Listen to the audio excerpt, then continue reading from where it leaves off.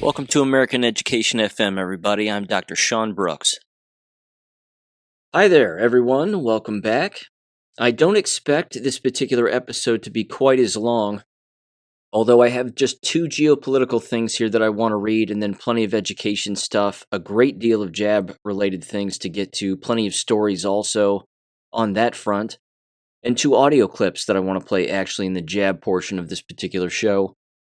But I'll tell you what. Just as kind of a quick review from the last episode, I came across this Socrates quote regarding democracy that I wanted to read very quickly. And then I have kind of a doomer post about some coming events that I wanted to read. And again, it's just food for thought. I'm not saying it's going to happen, of course, but it's food for thought. So anyway, here's what Socrates had to say regarding democracy. He said the following, quote, "Democracy must fall, because it will try to tailor to everyone. The poor will want the wealth of the rich, and democracy will give it to them. Young people will want to be respected as elderly, and democracy will give it to them. Women will want to be like men, and democracy will give it to them. Foreigners will want the rights of the natives, and democracy will give it to them. Thieves and fraudsters will want important government functions, and democracy will give it to them. And at that time, when thieves and fraudsters finally democratically take authority because criminals and evildoers want power, there will be worse dictatorship than in any time of any monarchy or oligarchy." Unquote. I think it's safe to say that we're certainly living through that right now. I don't think there's any doubt about that. Again, as I mentioned in the last episode, specifically regarding what's going on college campuses with the whole Jewish-Palestinian back and forth, and ultimately how the Jewish lobby is basically controlling both sides to some extent. Not to mention, again, and this is something that people I don't think spend a lot of time considering, is that there are Jewish individuals who will dress up in Palestinian garb and basically sort of pull a J6 kind of thing, where they try to amp up the crowd and get them to do particular things, and then the gullible just believe them because they think that they're pro-Palestinian when in fact they aren't, and they just happen to be, a Jewish individual with a Palestinian flag over their shoulders, and they're all being manipulated one way or another. But, that certainly happens, and I think that people should certainly take that into consideration. But what we're seeing, of course, is we're seeing police officers essentially ramp up the rhetoric and certainly ramp up the physical nature of everything that's taking place on those college campuses. Again, this is, as I said in the last episode, this is one of those higher dimension things that we, of course, as a higher intellect individual, get to look at from a different dimension, because we're looking down on these people and we're saying you're going about all of this in the wrong way. Again, I have no tolerance for the people that stand in the middle of a road and keep cars from moving on a highway. That's not any effective way to do anything. Again, you're basically just keeping people from being able to go from point A to point B lawfully, which anybody should be allowed to do. Now, again, if you want to find a piece of property and you want to protest a particular thing, I say go for it. But again, all of this camping out and all of this, we're not going to move, and if your car is parked there, then we're going to stand in front of it and we're not going to let you leave. It's akin to kidnapping to some extent. But at the same time, again, you're watching basically the Zogbot police officers in all of these states move in, start whacking students over the heads, pushing them out of the way. They're the ones that are ramping things up and just pissing off more people. And that's not accomplishing anything either. And like I've said in the past, I'm not a fan of Greg Abbott by any stretch of the imagination, the governor of Texas. But there he is down in Texas saying free speech, is alive and well, and in the state of Texas, and anybody who's anti-free speech is an enemy of Texas. And then at the exact same time, he's sending his police goons and his Zogbots out to basically bash on the heads of pro-Palestinian students who are engaging in free speech. So which is it?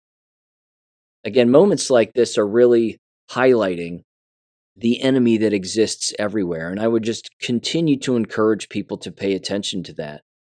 All of these rhinos and all of these so-called Republicans, more and more people are starting to figure out that they are two heads of the same snake. They can dress differently, they can look differently in their faces, they can even get mad about particular issues and yell about particular things at different times, or even seemingly opposite issues.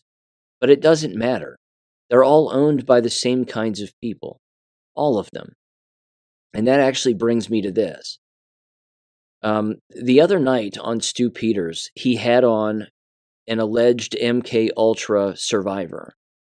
And I'm not even going to say alleged. I mean, this woman is about as authentic as you could possibly imagine. And as it turns out, her story is not even becoming that unique in that more and more individuals who are MK Ultra survivors are coming out to the forefront now and telling very similar stories.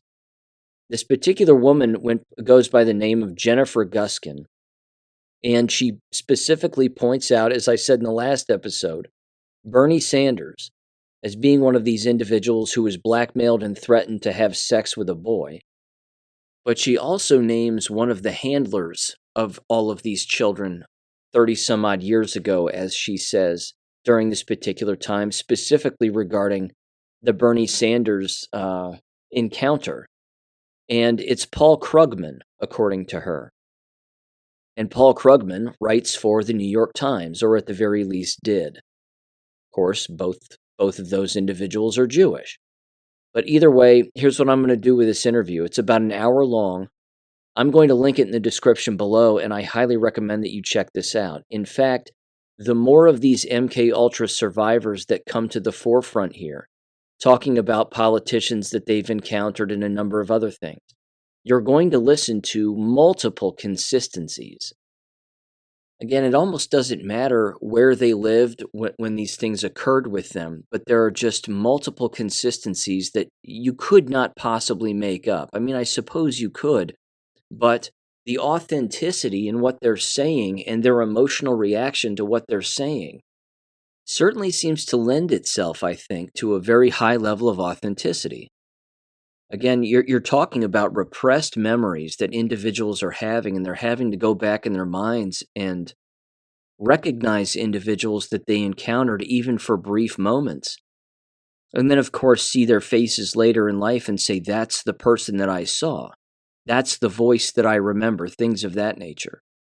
Not to mention, again, their MK Ultra victims and the torture that they received, of course, and the things that they were forced to do is beyond unbearable. In fact, one story now that I've heard from two MK Ultra victims, both this Jennifer Guskin and this other guy who I just heard the other day, they were both describing basically these fight clubs among children, and that they, of course, were essentially forced to fight one another almost to the death or to the death, that a weapon would be thrown into the middle of this small arena or gym floor where the two of them are fighting one another. And of course, if you don't use the weapon on the other, then the weapon will be used on you, and then you'll end up dead as opposed to them. And again, they describe this in detail, and it's clearly horrific the way that they describe it. But this kind of stuff, again, is going to continue to come to the forefront. Again, everything is being revealed here. And people have got to understand that this is the world that we live in, and this is the sick underbelly. Now, with that said, certainly no one should expect Bernie Sanders to be questioned about this, let alone Paul Krugman. Again, these individuals won't even be asked any kind of a question related to this, because again, it would discredit the question asker.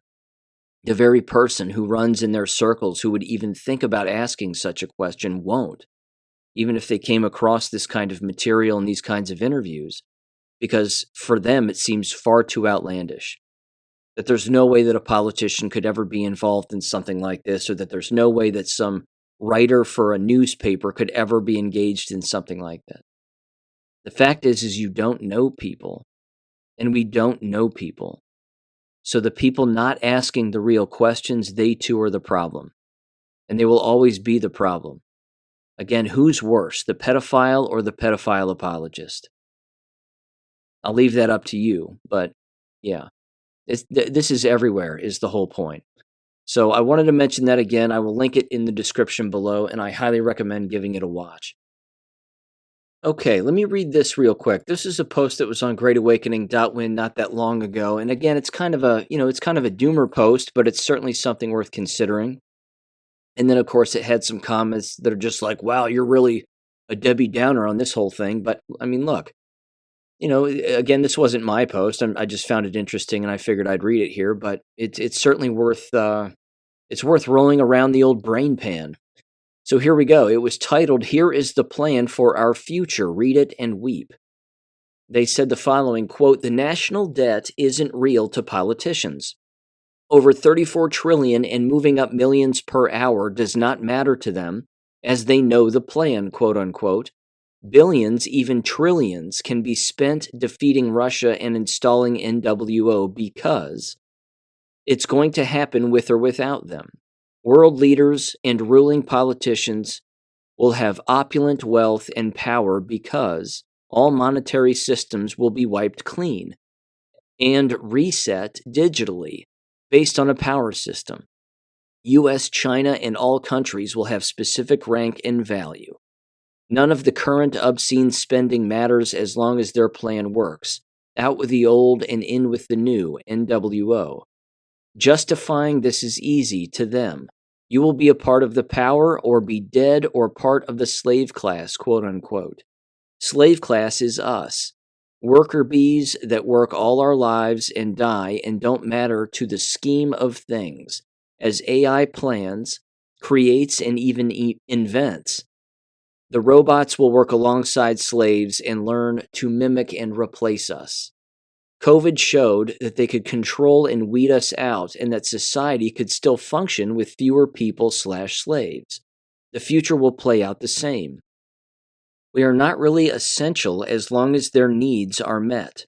They don't care about climate control, they care about control.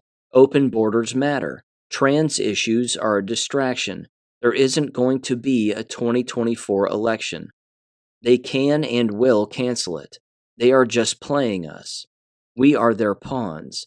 It's a matter of optics and the right time to shock and awe us. Maybe it will be a nuke or an assassination. It doesn't matter. We will be so consumed by something catastrophic that by the time we blink, everything will be set in stone. We will have NWO, no rights, and we are all expendable. Do what they say or die. They won't care. Calling it martial law is an understatement. There will be no laws." Unquote. Look, here's my take on this one. My take is that, as I've said before, the enemy isn't going to quit, regardless of the situation. They're not going to back down and they're not going to stop, and they're going to deny wrongdoing even if caught. We know that this is going to be a constant strategy that they use all of the time. And what we're seeing right now, again, in particular, when you bring in the whole Jew-Palestinian college campus example, what you're seeing is the constant double standard, and you're seeing all of the cockroaches come out when the lights turn on, specifically when it comes to our First Amendment right to free speech and free expression. You're seeing all the individuals who claim to be the soldiers and torchbearers of constitutional rights, and yet they're stomping on the constitutional rights of endless individuals under, of course, the fake word anti-Semitism. I mean, this is really the much larger problem. So again, as a quick reminder, if individuals believe that there is not a civil war going on in our country, I'd say you're not paying attention. There has been a civil war going on in our country for quite some time, a very long time. It's just way more noticeable now, I think, than ever before.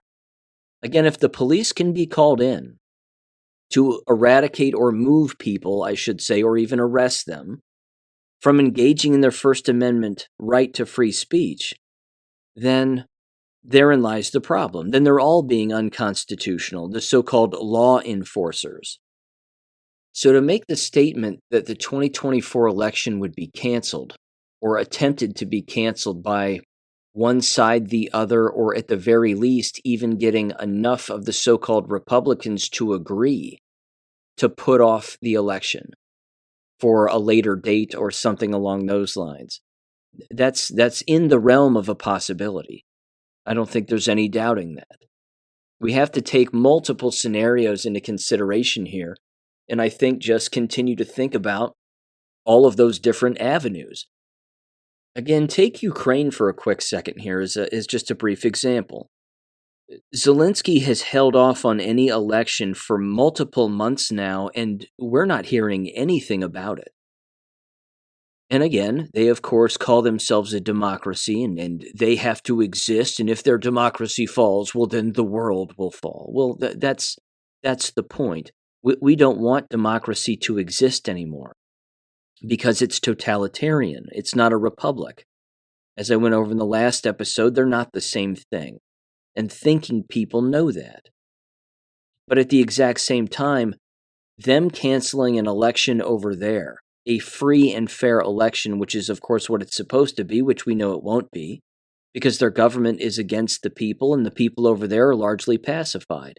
It's not all of them.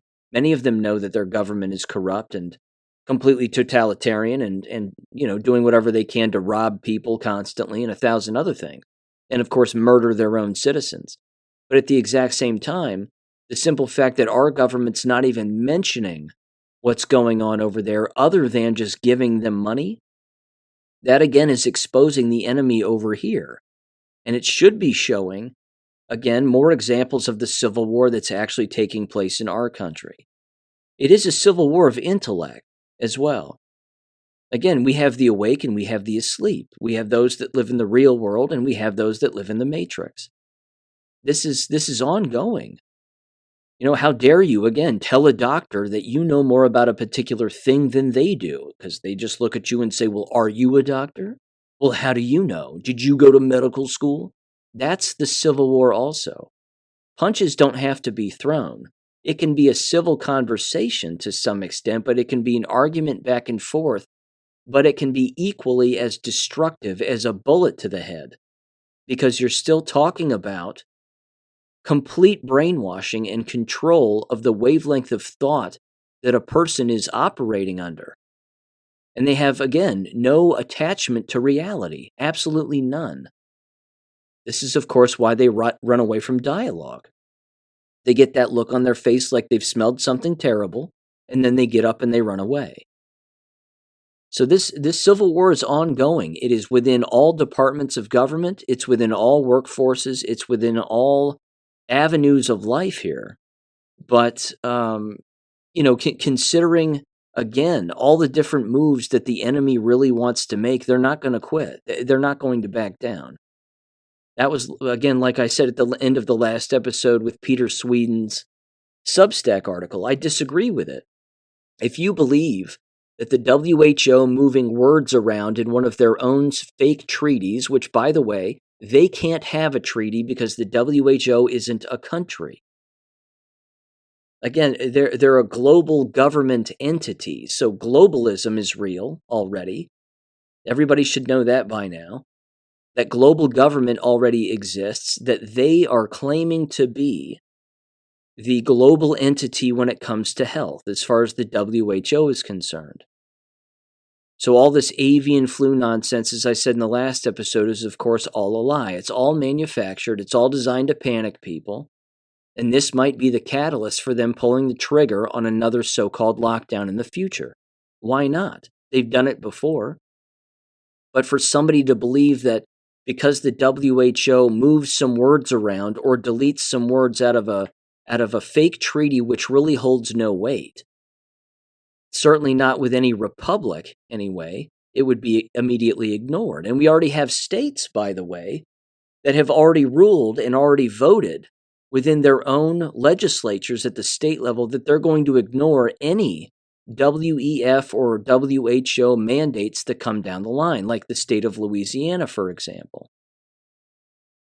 I think I'm bouncing around here, but there's multiple points that of course can be made, and I think it's two major things here. Number one, the enemy won't quit, but number two, look what them not quitting is forcing people to do. It's forcing people to not only wake up, but it's forcing people to take their own sovereignty back. We now have more states in the United States taking back their own individualized freedom, hopefully, from federal government themselves, because states' rights basically hold more weight. The federal government can say 1,000 things all they want, but it's states' rights that really are the local law-abiding, supposed to be anyway, law-abiding entity that exists at the very basic micro level. And this actually leads me right into education topics here, so let me mention this because this pulls right into it. You have Joe Biden, again, not the real president of the United States, allegedly removing Title IX completely and saying, or I should say editing Title IX, however you want to phrase it, that now Title IX, as far as women's rights are concerned, that it needs to be quote-unquote inclusive, and that all sports nationwide need to allow for those that are not the actual sex of the individuals participating in that sport, that they get to participate in it, whether they're a boy, a girl, or whatever they think they are. So boys can play in girls' sports now if they want to. Girls can play in boys' sports. They can all change in the same rooms, and that's now the alleged new Title IX. Now, in response, and again, this is where state rights come into play. In response, you have the Oklahoma State Superintendent Ryan Walters, who's a rather based individual, and he's trying to get rid of all of the perversion in K-12 schools. And again, good for him, and rightfully so. And he's also a homeschool advocate and a charter school and private school advocate. And of course, all the public school boneheads think that think that he's the enemy because he doesn't lick the boots of the whole alphabet soup nonsense. But he put out this particular statement, which I'll read, regarding this Title IX motion that apparently Biden has elected to engage in. Here's what he said. He said, quote, "Dear superintendents, I write to you regarding the recent rule changes the Biden administration made to Title IX. In discussion with several other state education leaders and legal counsel, there are some serious concerns with the legality of these rule changes, especially as it relates to its redefinition of sex, quote unquote, to include gender identity. This redefinition could prohibit single-sex extracurriculars, including athletics, scholarship programs, locker rooms, bathrooms, and any other activity or space that is exclusive to one sex. Additionally, these rules could turn the act of not using preferred pronouns into a Title IX violation, which would be a clear violation of the First Amendment. I believe these rule changes are illegal and unconstitutional. They violate the First Amendment, the Administrative Procedures Act, the long-standing civil rights protections for women and girls. The USDE has not been given the legislative or judicial authority to redefine sex. United States Department of Education." He goes on and says, "I expect there will be litigation filed soon challenging the validity of these rules. Although these rule changes are set to go into effect August 1st, I hope and expect there will be a preliminary injunction and possibly a permanent injunction that would delay the implementation of these rules while the rule is decided in federal court, which could be an indefinite amount of time. Legislation being considered in Oklahoma would define man and woman by biological sex.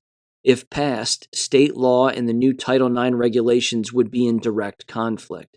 Please do not make any district policy changes based on the new Title IX regulations. These federal rule changes are illegal, and making policy changes before the courts come to a definitive ruling on the legality of these rules could put your district out of compliance with other current and legal state and federal statute. Our agency is here to assist you with any legal or policy support you may need regarding these rules. Do not hesitate to reach out to me or my staff if you have any questions, comments, or concerns surrounding these rules. This will remain a fluid situation as the legal process plays itself out, and I will keep you all in the loop as changes happen. Thank you, Ryan Walters," unquote. As you've heard me say before, time and time again, and as based as this guy is and legally sound as this statement is, it doesn't mean that all of the superintendents in the state of Oklahoma are going to comply. They won't. You have plenty of superintendents that are hard left-wing, pink hair-wearing nut jobs. And these kinds of people believe Joe Biden and voted for Joe Biden and think that Joe Biden's the real president, and they're all for the gender fluidity and all this nonsense.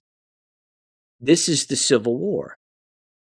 And again, just like in that story that I brought up, that of course was brought to my attention by Jesse James with that Michigan school district, that elementary school again, that was going to run these students through this gay audio book about all this gay crap and pronoun nonsense. And then, of course, the trouble that they brought on themselves by creating this memo to send out to parents with an exemption form if they wanted to not participate, and then the blowback they received.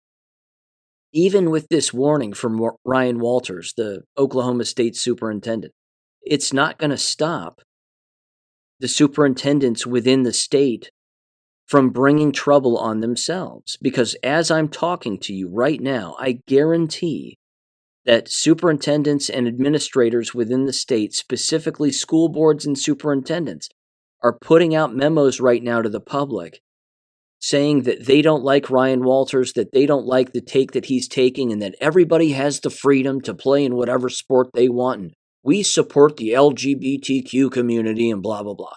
You know that that's happening right now because that always happens.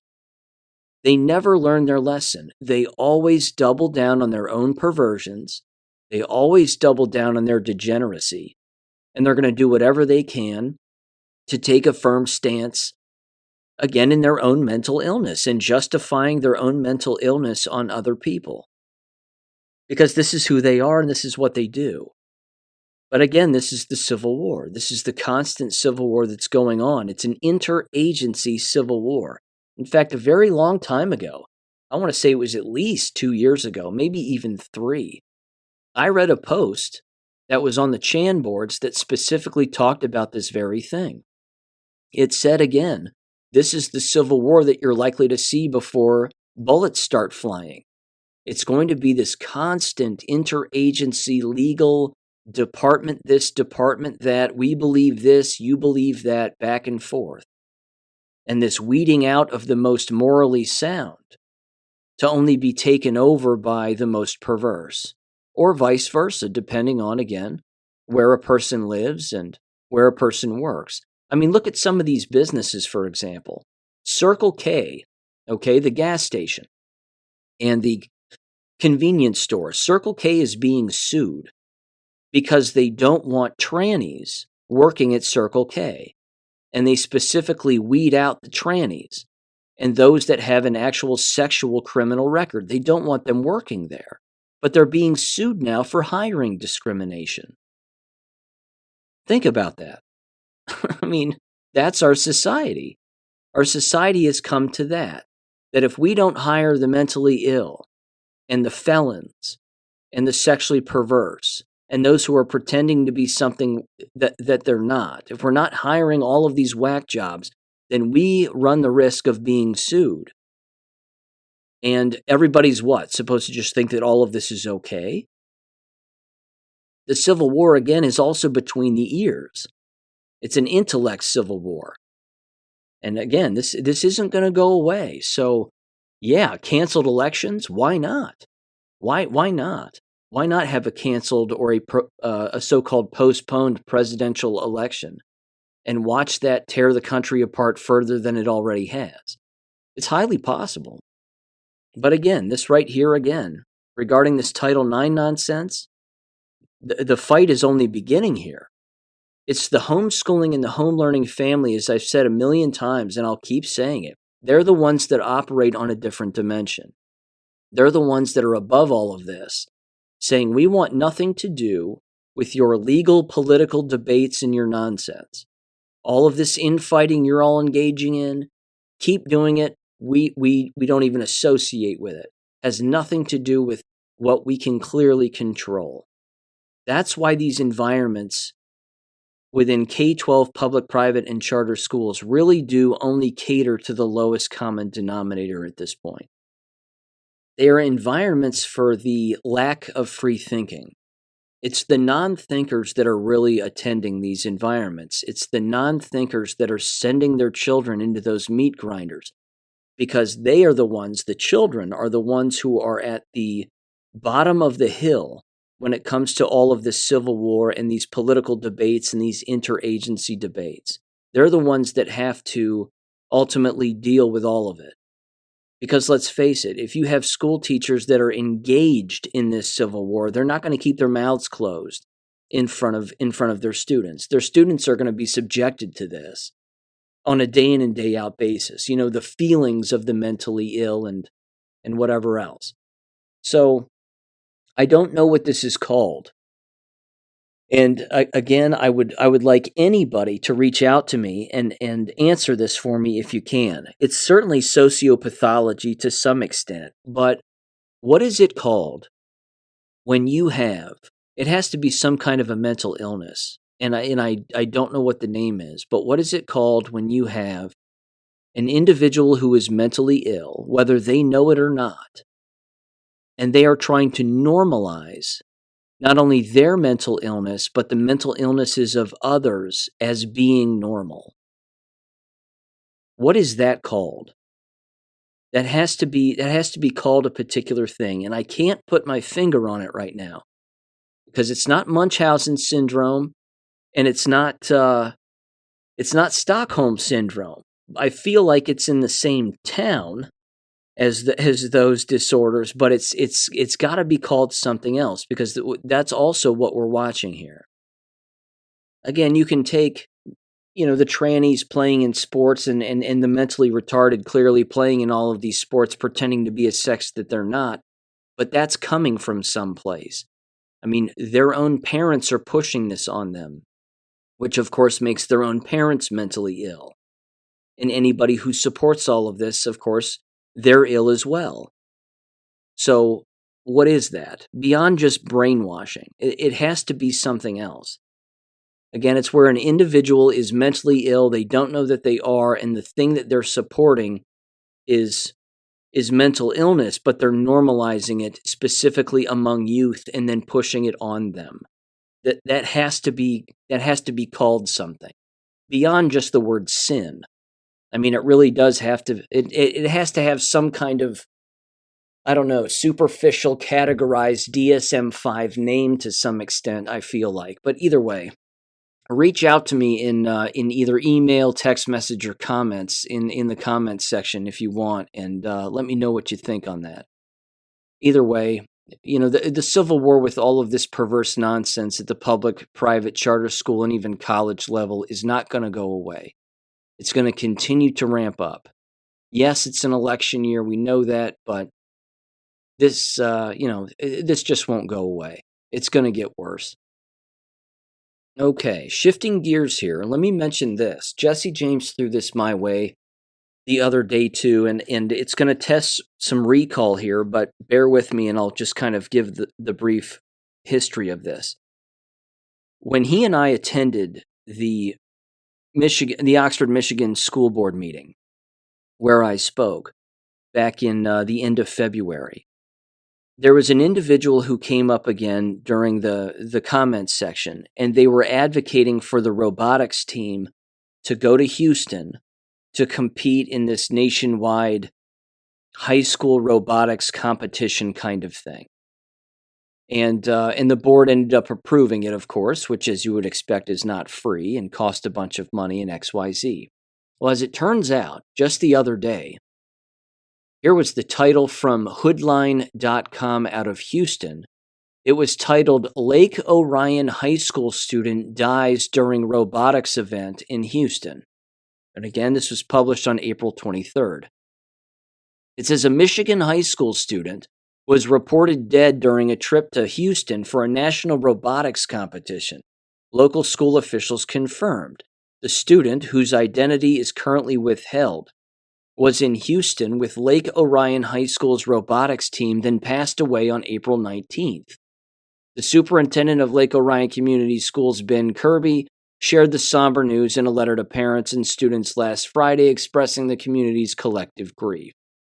It's with great deep regret that we inform you that blah, blah, blah. They aren't telling people what the cause of death was. Some people allegedly are saying that something blew up during the robotics thing and it ended up killing the kid. Me personally, I think it's jab related. Why wouldn't it be at this point?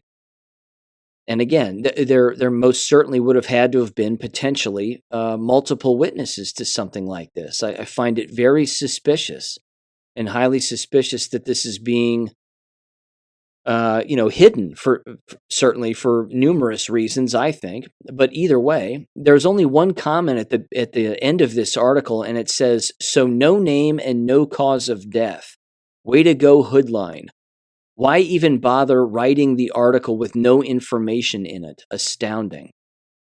Again, what are you hiding? What is there to possibly hide? You would have to hide a jab-related death. And again, if there were multiple witnesses to this and multiple people saw this person either fall over, this student certainly just fall over dead in the middle of the day, that would certainly raise some suspicions, would it not? It would have to. People would have to be able to connect those dots, you would think. Certainly there would have to be conversation at the time among the people who witnessed it. But this is happening all of the time.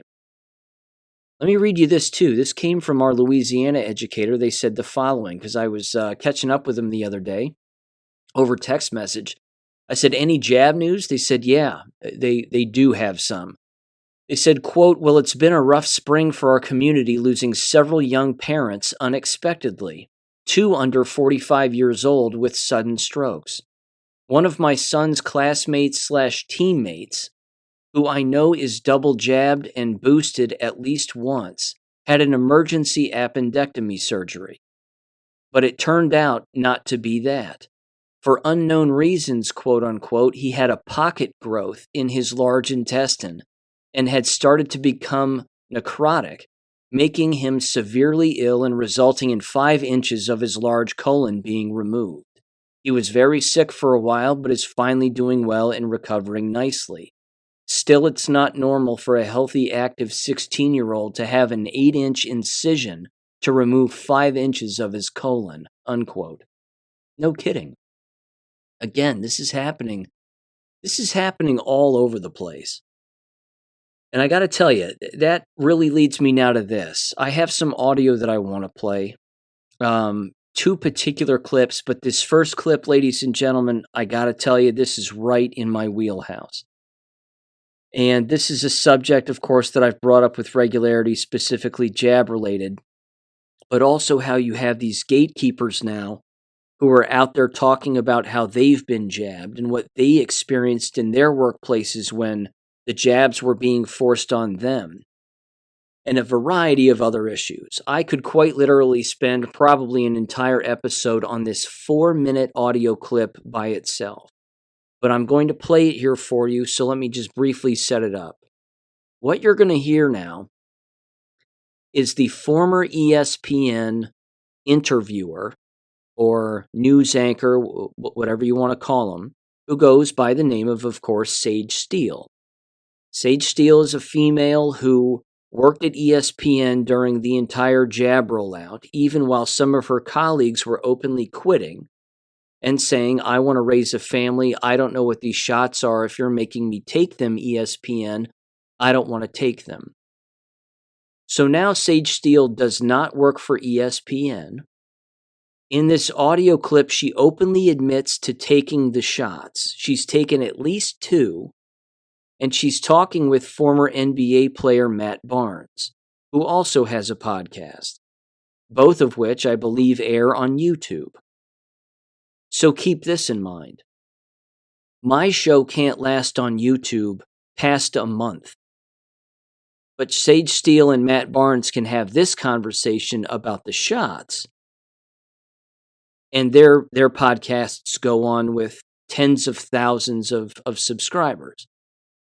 So the double standard is astounding, not to mention you now have these jabbed individuals coming out as again being sort of the moral high ground now, or pretending to again be sort of the moral high ground. Basically saying again, well, I stood up for myself and I did what I could, but I had to keep my job. Because it's very interesting in the comments section of this particular audio clip, because I read it just last night and came across this clip last night. But a guy in the first comment section, and I'm paraphrasing him, but here's what he said at the end of this audio clip, which, again, you'll hear the two of them having this conversation. But one of the commenters in the comment section said, I'm a single dad. I have 2 or 3 children, and I didn't take the shots, and I lost everything, and I did all of that for my children and for my own well-being. And you two are sitting here arguing about how you were forced to take the shots, even though you didn't know what was in them. And you're playing like you're the victims. And he basically, again, this dad in the comments section basically said, I have no regrets, absolutely none. See, that right there, that's based. I love that. He's throwing it right back in their faces. So I'm going to play this audio clip, and then I'm going to bounce in at the end and give you my 2 cents on the whole thing. Again, this is a conversation on Sage Steele's podcast with Matt Barnes. So give this a listen in 3, 2, 1. All these side effects that they're talking about now were, and you and I, we were almost forced to do it if we wanted to keep our jobs at the time. I was forced to do it to keep my job, yeah. So same thing with me. The Showtime and ESPN, you guys want to work, you got to get this. I'm just like, damn. So you did it? I did it. How'd you feel about that? I think we just didn't know enough. It was so fast for this pandemic to hit, and all of a sudden within the first 4 to 6 months, they have something that's going to keep you safe from it. Like, to me, that's just, it sounds foolish, to be honest with you. But, like I said, sometimes you have to go with the bullshit. And I feel like that was part of the bullshit. Listen, that's all I said, too, was I wasn't anti the shot. Mm-hmm. It was like, I just need more time. And a quick Google search taught me that it's like 6 to 9 years before the FDA approves a vaccine. And we're all of a sudden, and then it's political. And then, okay, if Trump says do it, then it's evil. But if Biden says it and you don't, then you're evil. And then you go, wait, this just isn't consistent. Mm-hmm. All I want is truth and consistency. And all I wanted to do was wait. Can you give me 6 months? Because I feel like there'll be more research. Mm-hmm. And it was, no, September 30th, 2021, or you're out. And so I did it to keep my job. I need my job and I love my job. And I think that's the big picture for me. It was one of the reasons why I stood up and ended up leaving. Mm-hmm. But the big picture is people just want facts. Then let me make my own decision based on my body. I feel like we were the guinea pigs of this, whatever they put in us. We were the guinea pigs. Like, normally we don't have to be the guinea pigs, but we were a guinea pig. And we don't know how, especially, I'm mid-40s now. I just turned 44 a couple weeks ago. It's just like, how's this going to affect me? Is it, these aches that I'm starting to have all of a sudden, or this, or the headaches I'm starting to get all of a sudden? Is it from you know what I mean? So it's just like, what is just me getting old, or is it, something that I took 2 shots. I almost took the 3rd. So the main one and then 1 booster. Mm-hmm. Yeah, me too. Yeah. In order to keep my job again. It's literally all it was. Yeah. Mm-hmm. But I think, so many people, maybe the silver lining is that people are doing more research and not just taking orders from anybody and learning, especially if it's not just you and you have a family and you have kids and we're making decisions for them too. Yeah. I do think that if there's a next time, which there probably will be, that I don't believe any of it was an accident. That's a topic for another show, or maybe a sip. Before. Cheers to that. Thank you. We will continue that. Right. But to be honest with you, Sage, now, I don't even want to know if there's bad stuff in it. Because it's in my body now. It's already there. What can I do now? Well, although I always say, okay, it's been that long and I haven't had a booster in 2 years. So it's got to be out of me by now. Wouldn't I feel it by now? I would hope. Like, that's the hope. And I think, again, I was never a conspiracy theorist. I just want truth. And when I see lies, immediately then you go, well, shit, what else have you lied to me about? I think that's all it is. And so this goes full circle with your conversation with the NBA and with all sports leagues where, okay, yes, you matter, Matt Barnes, you matter. Thanks for your service. You're out. You're next.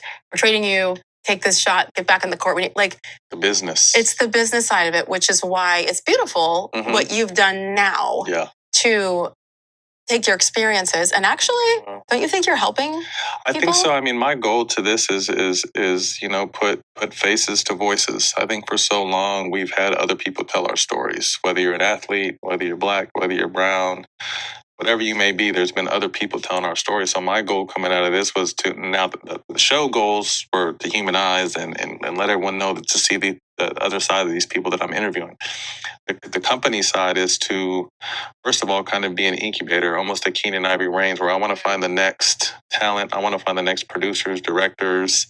I want to kind of make a system where I'm bringing people in, staying young, staying hip to what's going on, but then also telling great stories. So the clip ends there.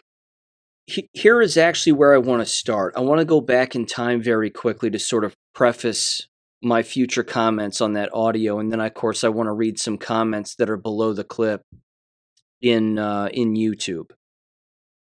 A long time ago in this war, back around 2015, 2016, on YouTube, and you can still find the channel because it's still available. There was a YouTube channel called 1791L. It was a great channel. It was put together by a couple of guys, and they made short political videos waking people up to, again, verbal hypocrisy and a number of other phenomenon that exist, and then encouraging people, again, to look into particular subjects and basically just continue to learn about the real world we live in. They were great videos, and they were becoming pretty good short film producers. Highly entertaining videos, and very motivational at the exact same time. And then they stopped. They just stopped producing videos, specifically around the time when Epstein and all of the Epstein news was coming out back around 2020 and around that time, if I'm not mistaken. They made a video specifically about Dave Rubin. And before I mention the video, I just want to mention this particular quotation, and I don't know who said it because I know a lot of people who have said it, but it goes something like this, that individuals who talk about other people have nothing to offer. That individuals who talk about the past have nothing to offer, but individuals who talk about bigger ideas and solutions, that those are individuals that are more worth listening to. I've butchered the quote, but it goes something along those lines. What you're going to see on YouTube, 9 times out of 10, which is why I don't like YouTube, is you're not hearing an individual talk about ideas. You're hearing individuals just talk about other individuals. And this is remarkably shallow, in my humble opinion. Now, I know I'm talking about these two individuals and what they've done regarding this larger depopulation agenda, but I'm bringing up the philosophical aspect of all of this more than I am certainly the individual. I'm trying to bring up their frame of mind and how their frame of mind is very unfortunately not unique. Because again, in the 1791 L channel, they made a video specifically about Dave Rubin, okay, who of course is friends with the Daily Wire crowd and all of that. And they essentially said the same thing about Dave Rubin. They said, really listen to what Dave Rubin says, because Dave Rubin makes a living just talking about other people. Dave Rubin as an individual has nothing to offer. He has no real bigger solutions to anything. He's not advocating for action with a solution at the end of the tunnel for anyone. He's just bringing up what other people say and then commenting on what other people say, and then that's the end of it. So they made a point with Dave Rubin, and it was completely valid, and it's a great video, and I encourage you to go over and watch it. But let me break this down now between Sage Steele and Matt Barnes. Because you heard it there at the end with what Matt Barnes said at the end. He said, if this poison is in me, I don't even want to know. Well, that dismissive behavior is why you went along with it in the first place. That's a huge issue there. And then he reverts back to his lower level of thinking, which is, I just want to try to stay hip, and I just want to have conversations with people and talk about other people and blah, blah, blah. And that's basically it. Whether people listen to his show or not, I don't care. I just know that it's probably all sports related and lowbrow nonsense. And it's not higher intellectual thinking and problem solving and solutions that could be happening on all of these shows if they really wanted to do that. But they don't. Because again, they think what? It's too complicated for them, or is it that they got played? And that they ended up going along with the depopulation agenda.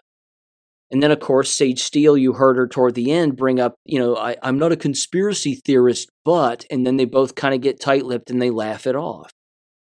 This is not a laughing matter. Again, they both try to take the moral high ground, but they both went along with it. And what did Barnes say at the end? Sometimes you just have to go along with the bullshit. No, you don't. No, you don't.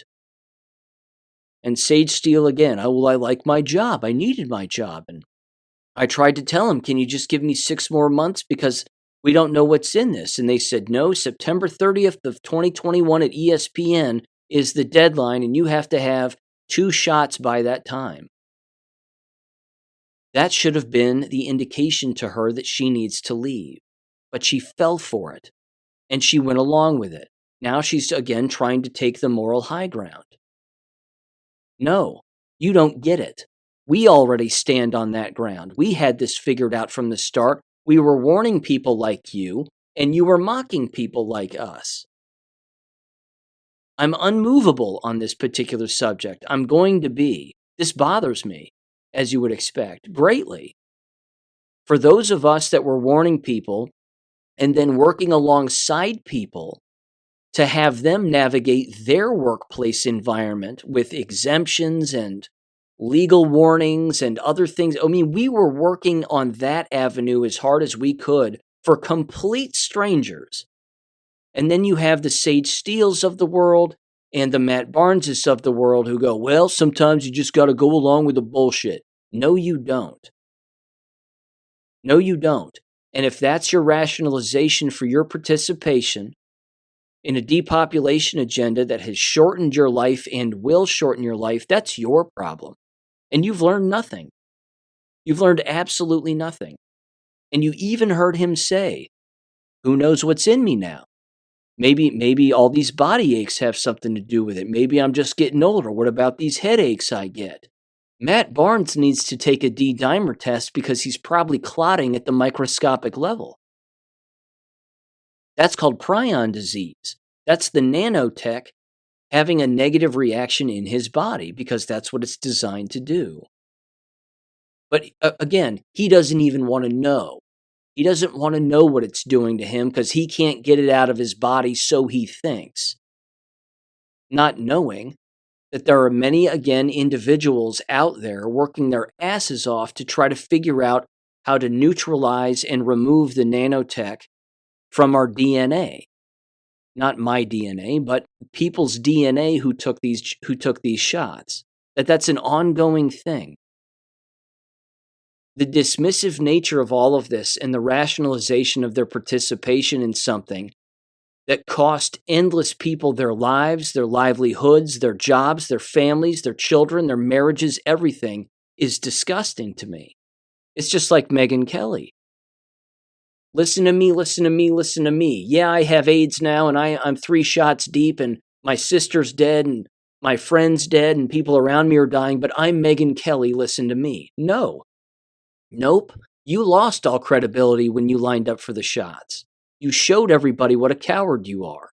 You showed people that you'll go along with the latest thing. Get to the back of the line. That's where you belong. You're trying to be a line cutter.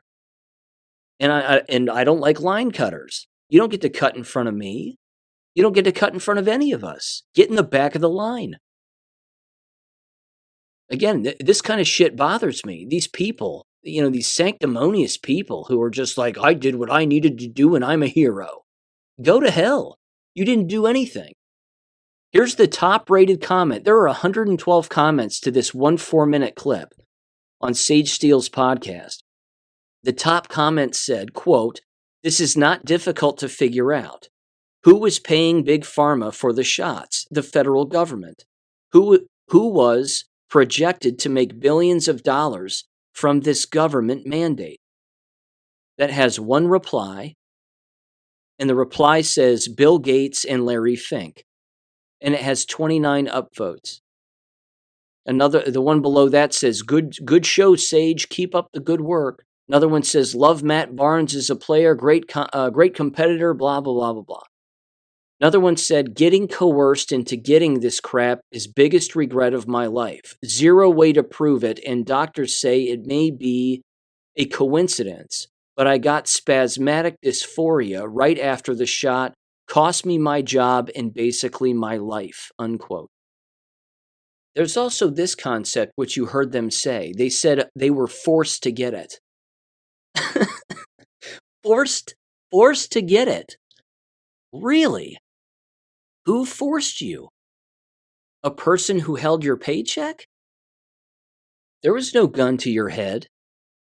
They weren't holding you off or dangling you off the side of a cliff and saying, take the shot or else. It's a job. Boo-hoo, you lose your job. So what? Find another job. Yes, it's hard. I fully get it. I understand. But they don't understand the definition of coercion, apparently, and coercion is wrong. And they buckled to it.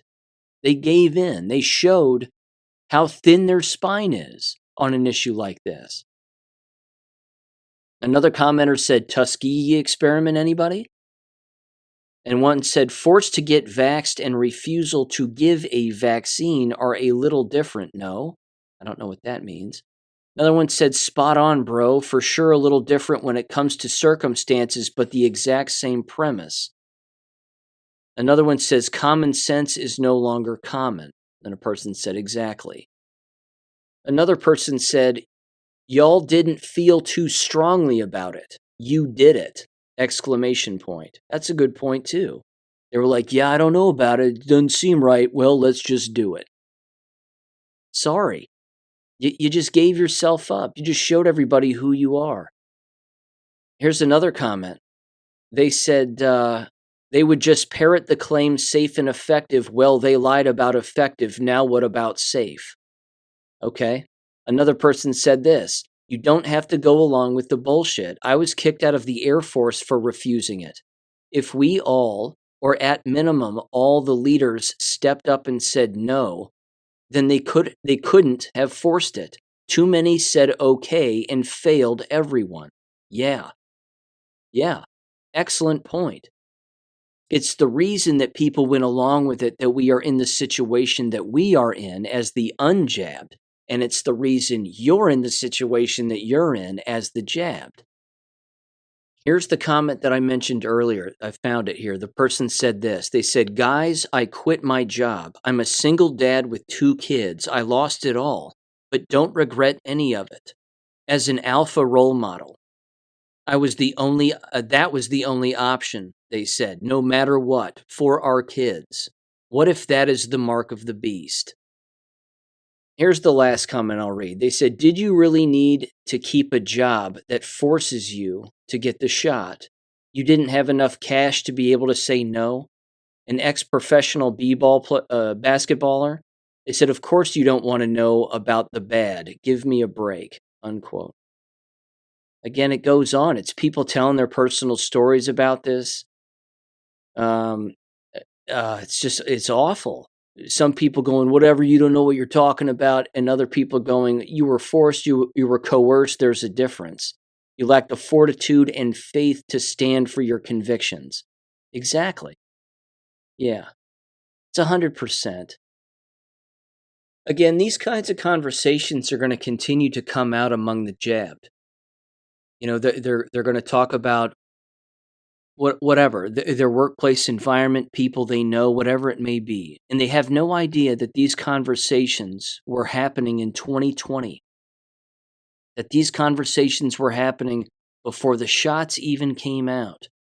That family members were talking to each other about not to take these shots. And here it is, 2024. And they're just now having these conversations publicly and on the record. And we've been having these conversations for years. But again, they're trying to take the moral high ground like, hey, look, it was tough for us and we were put between a rock and a hard place. And well, we went along with it because we liked our lifestyle and we couldn't imagine doing anything else. It goes back to the old meme that I've referenced before. It's a drawing of the devil leaning into Jesus Christ's ear, and all he says is, and he whispers in his ear, all I had to do was threaten them with the loss of their job. It's true. That's all it took. Or, you couldn't go on a vacation, or you couldn't do this, or you couldn't do that. It's just disgusting. These people, again, they don't read and they don't want to know.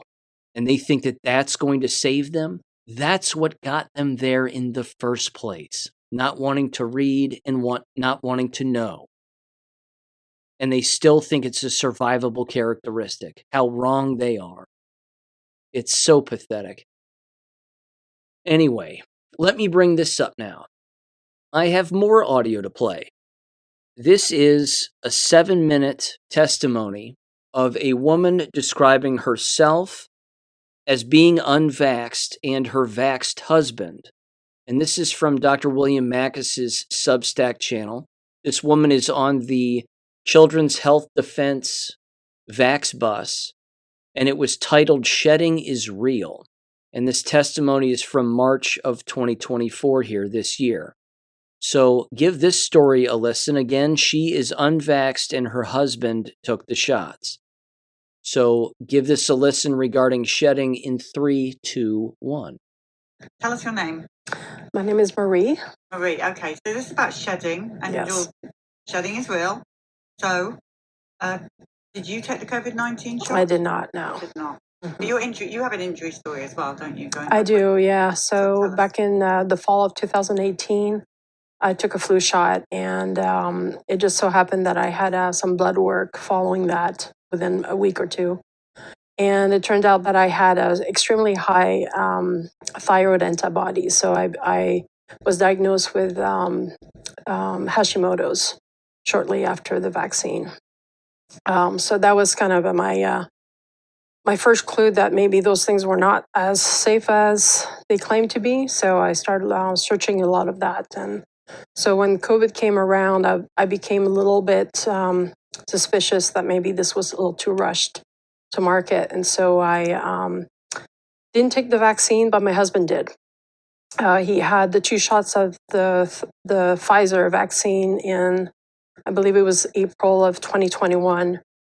And shortly after that, I had this massive, massive bleeding happen to the point where I was weak. I struggled with just going downstairs, for example. I would look at stairs and go, if I pass out in a staircase, I mean, I can't imagine, the damage that you do with your body rolling down the stairs.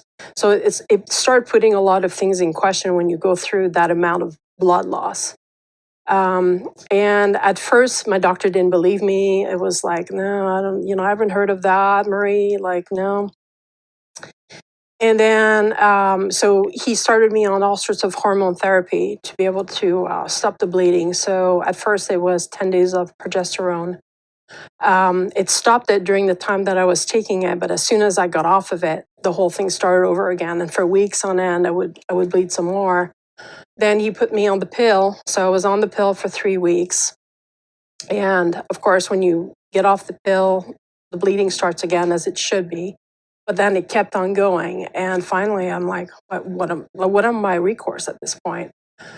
And it just crazy situation. My husband goes on a business trip to Seattle, comes back, and I think it was sometime in July or August. He comes back so sick, and I'm like, oh, for sure you got COVID. You're on an airplane, you went to meet a bunch of people over there. So because a lot of people like myself who were a little bit like, we need some therapies if we're not going to get a shot. How do we get out ourselves from getting really sick? So I got the ivermectin. So I had that in my back pocket in case something happened. So when he came back really sick, I gave him some ivermectin. I gave myself some ivermectin in case he was going to get me sick. And lo and behold, 2 days later, bleeding completely stopped. After the ivermectin? Completely stopped. I kid you not. It was like a miracle. And the more I researched it afterwards, because I told my doctor, I'm like, how is this possible? And then it came out, and I forget when it was, but they figured, probably I think it was the following year, where the ivermectin somehow binds to the spike proteins or prevents it from docking or something of that nature. And so I'm like, well, that's why maybe it works so effectively to stop what was going on. Now, I still don't know from everything that I've read whether it's damage to the pituitary gland or it's kind of an attack on the lining of the uterus. There's still so much unknown about that phenomena. So that's So it's what completely happened. stopped even now today. It's yeah. I went back after the ivermectin. I went back to a completely different, typical cycle for 2 years. A lot of my friends were like, "Well, Marie, you're getting up close to that age, and so maybe you're perimenopausal." Same thing. My doctor said that too, and I was like, "Okay, that's kind of weird that I got a regular period for 2 years after that happened." So I was not in that phase when it happened. Now, Yeah. your husband, does he understand now not to take any more? He stopped. He never took any boosters after that because I made him realize that there were a lot of risks for him to take it because we started getting a lot of reports on the myocarditis. But then I said, it seems like I'm very allergic to a lot of things just naturally. I'm allergic to so many plants, some foods, and I was like, if I'm this sensitive, maybe you should stop taking these kind of shots because I'm going to get injured again. So he's never taken another mRNA shot after that. So, Right. Yeah. Anything else you want to add to this? I've read some more of the medical literature regarding the shedding phenomena, and it seems like now there's always that debate of shedding occurs according to a 2015 study from the CDC that says, well, there is this shedding phenomena that happens with gene editing products. And then the whole debate started happening with, oh, well, the vaccine is not really a gene editing product. It is a gene therapeutic. And I think Pfizer, as far as I know, when they filed for their emergency use authorization, they did use these terms. And so I think there's a lot of right now fact checkers are saying shedding doesn't occur because we don't have the literature. But the whole premise behind that is because they changed the vaccine definition. They removed the word antigen to cause an immune response in humans because it no longer fit that definition of what the mRNA type vaccines do. And so the shedding is real, and it all depends on how you define what a vaccine is. And really, these shots are not vaccines. They are gene therapies at a very minimum. And now the debate is how much of the nanoparticles that are tied to that technology actually cause gene editing itself and not just gene expression, which is slightly different. So that I'm looking into that because it kind of fascinates me and I don't want it to be repeated, and I want to be an advocate for safer products. And the more I know about it, the more I can talk to people about it. Okay, here's what I want to do very quickly. Let me shore up some of the things that she said and just condense this and summarize this even to help her. She, of course, will never listen to this, but let me do that first. Number one, she took a flu shot in 2019. That's not good. Chances are she took the real deal, because that's the prevailing wavelength of thought here on this, is that in 2019, the 2019 shots were in fact, the 2019 flu shots were in fact, quote unquote, COVID shots with messenger RNA and nanotech built into them already. That's one of the prevailing beliefs without a doubt. I've brought it up here on the show. Dr. Judy Mikovits has brought that up before. Lots of people have. It's quite possible she got the real deal. Number two, the concept of shedding is just electromagnetism because this is the way that it's always been. It's not a phenomenon. It's just, it's reality. It's the way that it is. Is she being shed on also by her double-jabbed husband? Most certainly. If she talks openly about having multiple allergies, those allergies are brought on by being vaccinated over the course of one's life. This is where allergens come from. Most people aren't allergic to most things, but once you start to ruin your DNA through injection, which damages your DNA, it doesn't matter if it's activating, altering, or these other words that they want to use. They permanently damage your DNA, taking pieces of it away, thereby making you more susceptible to illness and the symptoms of being ill.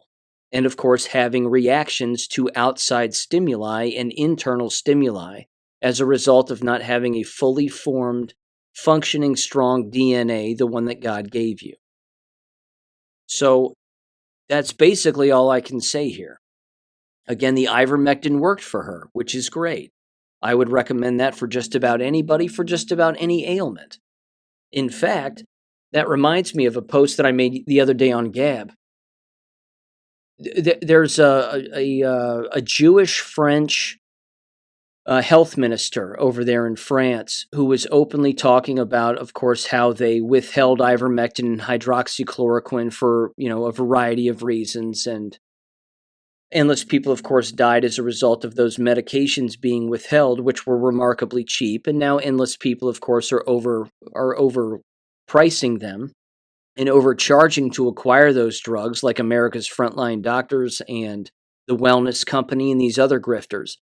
But the bigger problem and the bigger reason why ivermectin and hydroxychloroquine were withheld was because they didn't want the population of the world to take those drugs and find out a variety of things, being two, number one, they're cheap, and number two, not only do they eliminate symptoms and remove parasites for one particular so-called set of symptoms, or a categorized illness, whatever name you want to use for it, but they actually cure and eliminate the symptoms associated with endless things, right down to something as simple as poison ivy and having a poison ivy rash on your skin. If a person is allergic to poison ivy as I am, and I've gone through I've taken, the prednisone drugs for it and used the lotions in the past and so on and so forth. The fastest way to eliminate it is to take ivermectin. It's gone. Even the horse paste. You rub the horse paste on a poison ivy rash, honest to Christ, it's gone in like a day. It's amazing. And it's far cheaper, as you would expect, than going to a doctor, paying the copay, paying this prescription, driving from point A to point B, and blah, blah, blah, when you can just have this in your home. That was the real reason that they kept ivermectin and hydroxychloroquine away from people. It was because they knew that people would find out that those drugs are the cure for what ails you, 9 times out of 10, including cancer. And they don't want you to know that because they want you enslaved to their game. That's why.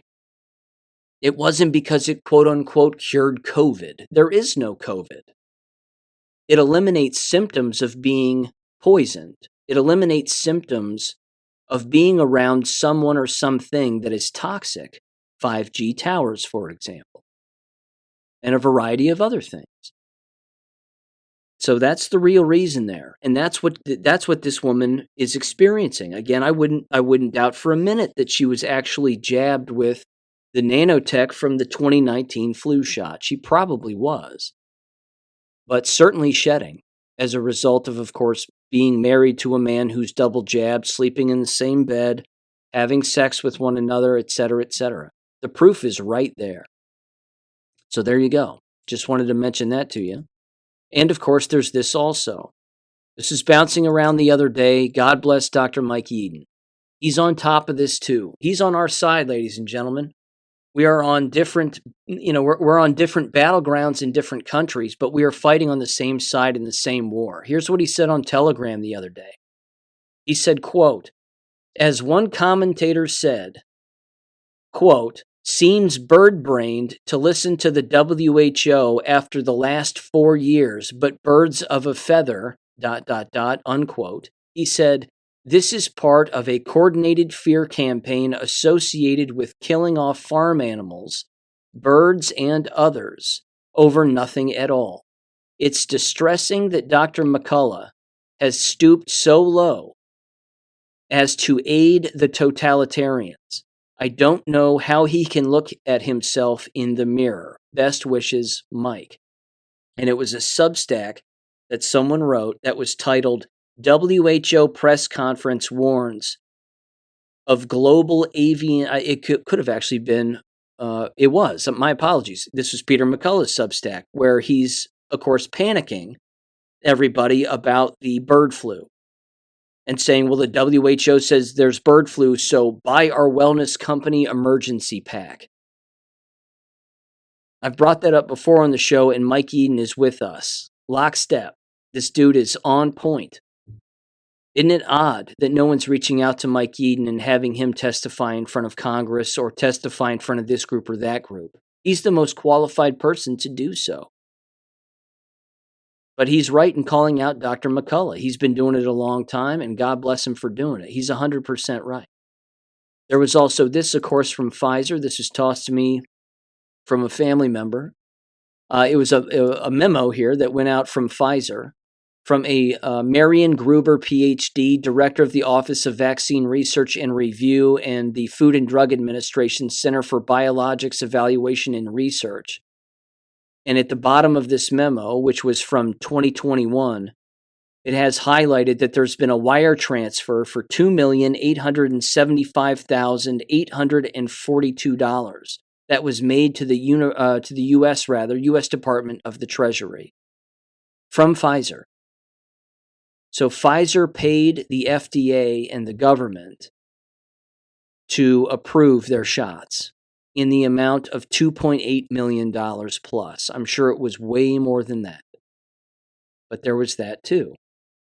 Again, this is something that is apparently beyond the scope of the Matt Barneses and Sage Steeles of the world. There's also this. On June 3rd, let me see here. Yep, June 3rd of this year, apparently Anthony Fauci is going to be testifying in front of the House Committee on, let me see, Select Subcommittee, it says, on the coronavirus pandemic, quote unquote. I'm sure we'll get plenty of sound bites from that in the near future. There is also this. This comes out of British Columbia. If you think things were bad in Canada, they're about to get worse.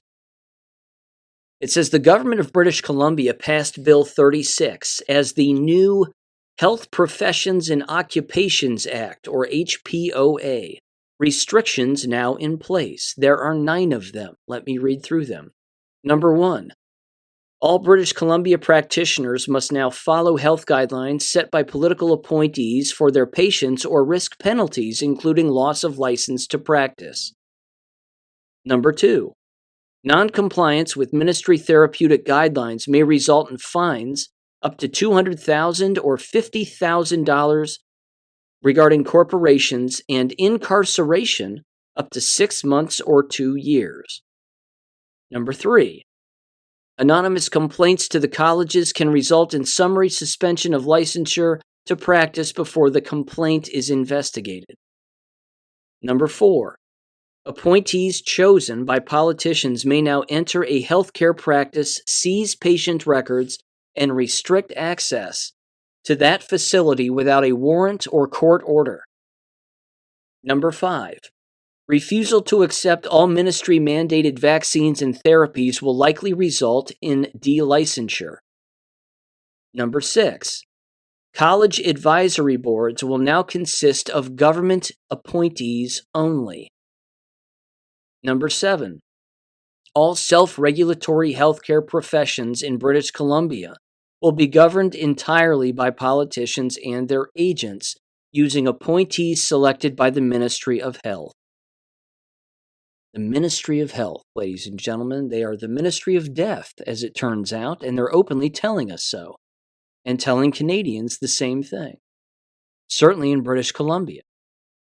Number 8, the Cabinet and the Ministry of Health can adopt as law in British Columbia any regulations, codes, standards, or rules enacted in foreign jurisdictions or international bodies.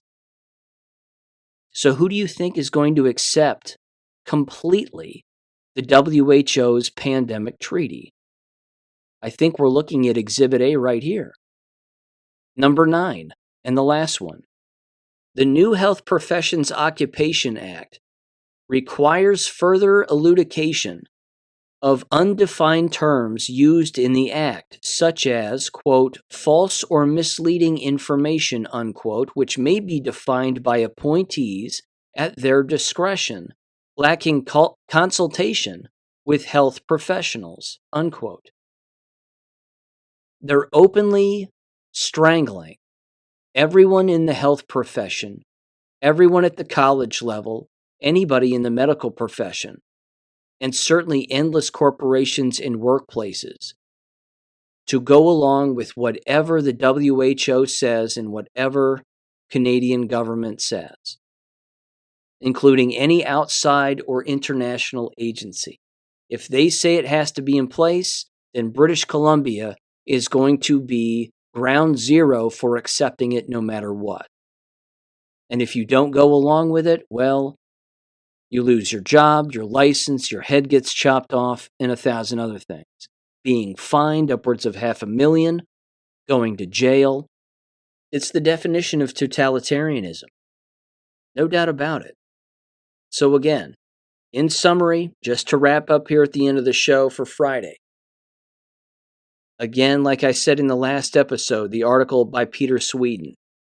If the enemy says they've changed something, it doesn't mean that we've won. It doesn't mean that there's a victory. It doesn't even mean that you should trust them. You shouldn't. They're the enemy. If the enemy says they're not going to attack on this day, don't believe them. They're the enemy. If the enemy says they promise they're not going to do this, they swear, don't believe them. If they tell you, however, what they're going to do in a step-by-step process, in all of their paperwork, even if they retract some of it, so they say, you should believe them. You should believe them in what they say they're going to do, in particular when you know it goes against your God-given right for freedom. Then you'll know exactly who the enemy is, and anybody who goes along with it, and anybody who doesn't speak out about it, and speak out against it rather, they're your enemy also. So yeah, we need to keep educating people about this no matter the cost. This has to keep happening. Because again, as I said earlier, the war certainly isn't over, and things are going to get worse here. But there are things that we can do, and there are moves that we can make. And we just have to make those moves. That's all. We got to make those moves. And as always, the major move to make is to not be compliant. 100%. If somebody says jump this high, you say no. You don't say how high do I jump? You say no. If somebody says you have to do this, this is our policy, you say fuck your policy. That's what you say. And you keep going forward. And you look at those people and you say, have you learned nothing in the last 4 years? Do you not know people who are dead, who you once knew, took those shots and now they're dead? Are they sick constantly? How about you? How are you feeling these days, person who's trying to tell me how to live my life? This is where we have to go. This is the notch we have to kick it up to. It has to go this far. Yeah, it's an election year. Things are going to get weird. They're just going to keep getting weird. But the enemy isn't going to quit, which means we can't quit either. With that said, ladies and gentlemen, thank you again for listening. Have a great weekend, and I'll catch you on Monday. Peace. Thank you for listening to American Education FM. Make sure and check out AmericanEducationFM.com for more information. Take care and God bless.